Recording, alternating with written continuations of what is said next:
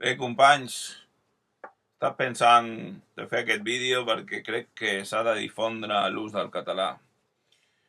En tots els propers moments, quan surts de casa, ja tens que tenir la predisposició de parlar en català.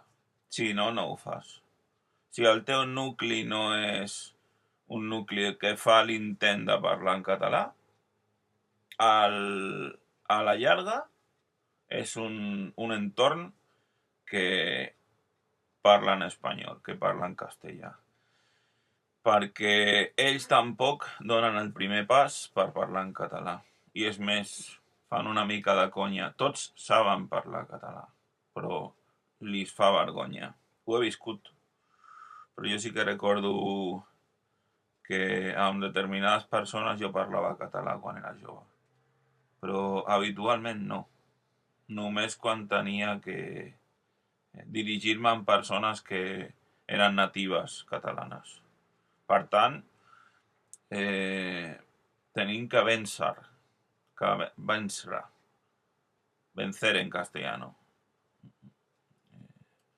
I parlar sense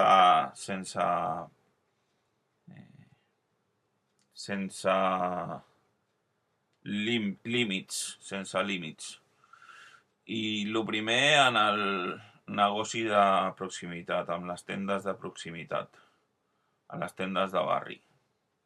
Després, no tenir pors.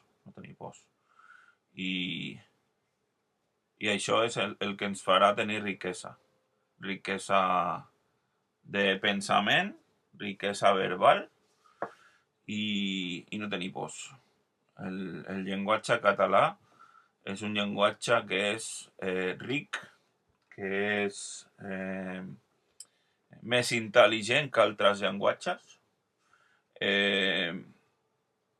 fa que els pensaments del cap, de l'interior del crani, estiguin a l'esquerra i facin que tinguem aquest do, aquest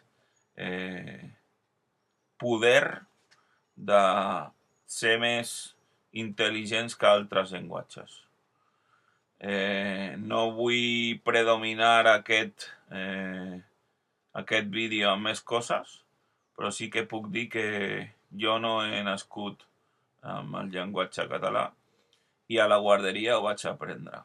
El meu pare està bastant orgullós del seu fill que jo hagi après el català a la guarderia perquè nosaltres venim de família emigrant. Llavors ell, al seu dia, volia aprendre el català i no ho va poder aconseguir perquè no es veia capacitat, però sí que ho entén, igual que la meva mare. La meva mare va viure a un poble de Tarragona i tots dos entenen el català. Bueno, espero que us hagi agradat el vídeo. I també dic que el meu pare ha sigut de partits catalanistes no, però catalans, i no sap alguna paraula, però no sap català.